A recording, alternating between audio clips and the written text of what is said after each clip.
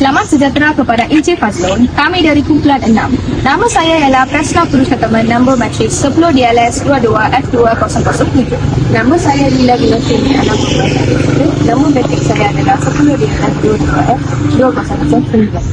Nama saya adalah Tria Magam Analaki Jaren Morgan dan nombor matriks bagi saya adalah 10 DLS 22 F2048. Nama saya Jamna Mohan, nombor matrik saya adalah 10 DLS 22 F2009. Tajuk kumpulan kami ialah nilai rukun negara yang tidak diperhatikan. Rukun negara merupakan satu set nilai-nilai yang menjadi panduan untuk memupuk perpaduan dan keharmonian di kalangan rakyat Malaysia. Walaupun nilai-nilai ini diumumkan sebagai prinsip asas, terdapat situasi di mana nilai-nilai dalam rukun negara mungkin tidak diamalkan sepenuhnya. Beberapa faktor yang mungkin menyebabkan nilai-nilai dalam rukun negara tidak diperhatikan termasuk faktor utama ialah perbezaan persepsi dan interpretasi. Individu atau kumpulan masyarakat mungkin memahami nilai-nilai dalam rukun negara secara berbeza. Perbezaan persepsi dan interpretasi mengenai nilai-nilai ini boleh menyebabkan cabaran dalam melaksanakan nilai-nilai yang dianggap bersesuaian oleh semua pihak. Faktor kedua ialah sosioekonomi. Faktor-faktor seperti kesenangan ekonomi, ketidakadaan sosial atau ketidaksamaan peluang boleh menjadi kalangan terhadap pengamalan nilai-nilai rukun negara. Keadaan sosioekonomi yang tidak seimbang mungkin menghalang kemajuan dalam mencapai perpaduan dan kesepakatan di kalangan rakyat. Mewujudkan perpaduan dalam kesempatan di kalangan rakyat, walaupun terdapat cabaran dalam melaksanakan nilai-nilai rukun negara, usaha untuk teruskan mempromosikan, mendidik dan menggalakkan penghayatan nilai-nilai ini merupakan aspek penting dalam memupuk keharmonian, perpaduan dan kesepaduan dalam masyarakat Malaysia. Saya ingin menerangkan faktor dan kesan nilai dalam rukun negara yang tidak dipraktikan. Salah satu faktor yang mungkin menyumbang kepada ketidakpraktikan nilai dalam rukun negara adalah ketidakstabilan politik. Apabila masyarakat atau negara mengalami ketidakstabilan politik, keutuhan dan berkesanan sistem nilai mungkin terjejas. Pergolakan politik konflik atau perubahan kerajaan yang tidak stabil dapat mengakibatkan kecenderungan untuk mengabaikan atau tidak memberi tumpuan kepada nilai-nilai yang diakui dalam rukun negara. Oleh itu, mencapai stabiliti politik adalah faktor penting untuk memastikan amalan nilai-nilai yang diiktiraf dalam konteks rukun negara. Seterusnya, kesan. Salah satu kesan dalam rukun negara yang mungkin tidak diperhatikan sepenuhnya adalah kepelbagaian budaya. Kesan daripada ketidakpraktikan nilai ini termasuk mungkin terjadi di diskriminasi atau kekurangnya penghargaan terhadap pelbagai etnik, agama dan budaya. Ini boleh membawa kepada ketegangan antara kumpulan masyarakat, menghalang pembangunan sosial yang seimbang dan mencerentak perkembangan negara secara menyeluruh. Oleh itu, mempromosikan penghayatan terhadap nilai pelbagai budaya adalah penting untuk memastikan keharmonian dan kemajuan dalam masyarakat. Kesan kedua yang terdapat dalam rukun negara yang mungkin tidak diperhatikan sepenuhnya adalah keadilan sosial.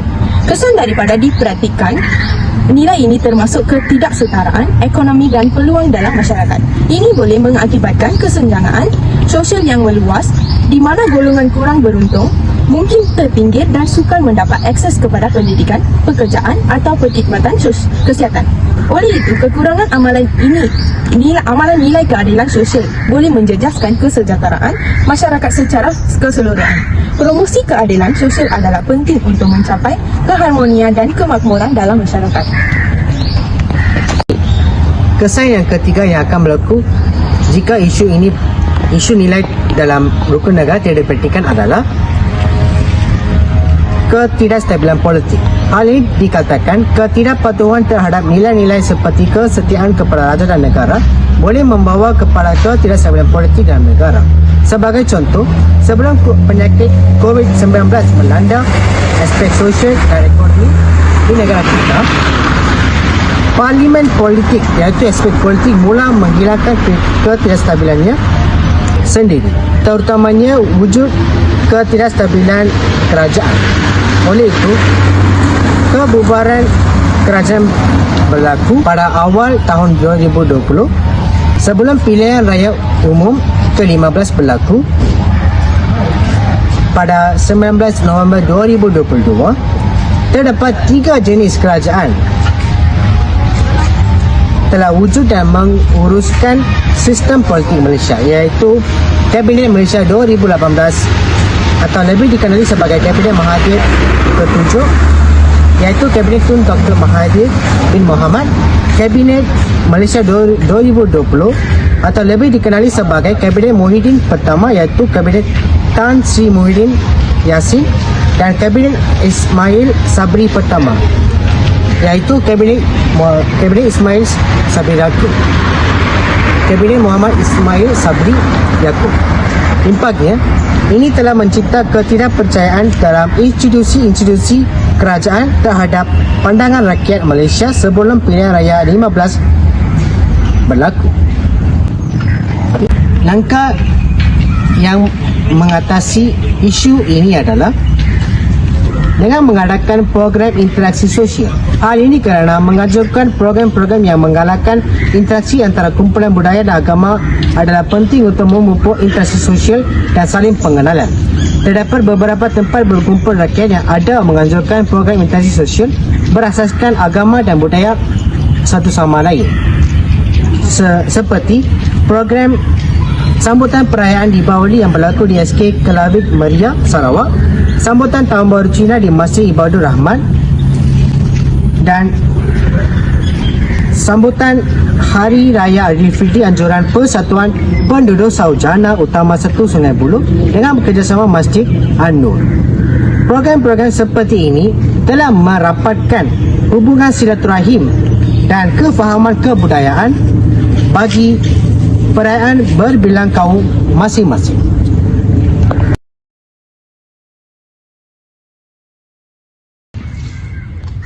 Langkah kedua bagi mengatasi isu nilai dalam rukun negara tidak diperhatikan, iaitu menegakkan undang-undang. Di Malaysia terdapat beberapa undang-undang yang melindungi keselamatan dan martabat, iaitu institusi keselamatan.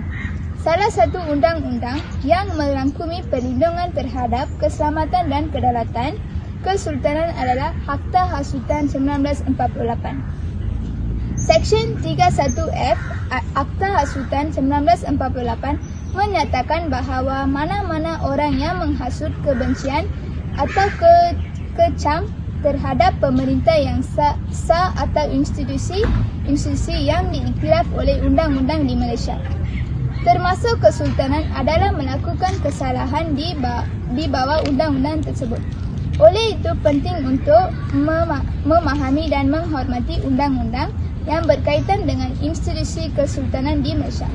Kesimpulannya, sementara rukun-rukun negara memberikan arah dan panduan dalam usaha memupuk perpaduan dan keharmonian, penting untuk terus membangunkan kesedaraan masyarakat akan nilai-nilai ini dan menggalakkan pengamalan nilai-nilai tersebut dalam kehidupan seharian untuk mencapai visi rukun negara secara menyeluruh.